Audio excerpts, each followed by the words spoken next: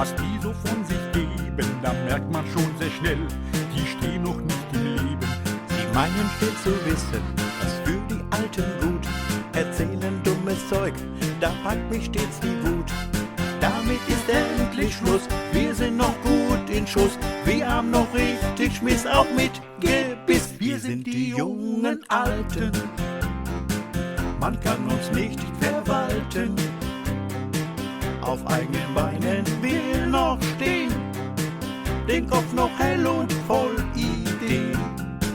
Wir sind die jungen Orlen, die Lotus nicht obholen, so schnösel Zechos nix,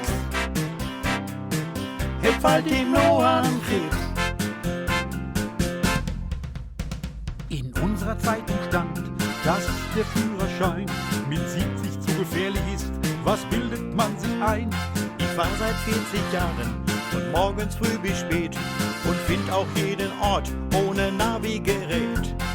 Damit ist endlich Schluss, wir sind noch gut in Schuss, wir haben noch richtig Schmiss, auch mit Gebiss. Wir sind die jungen Alten, man kann uns nicht verwalten, auf eigenen Beinen wir noch stehen, den Kopf noch hell und voll Ideen.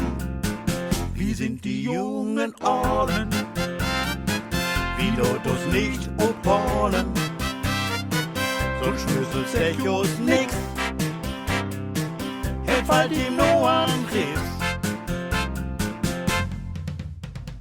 Arbeiten, das sollen wir, man kann es gar nicht fassen.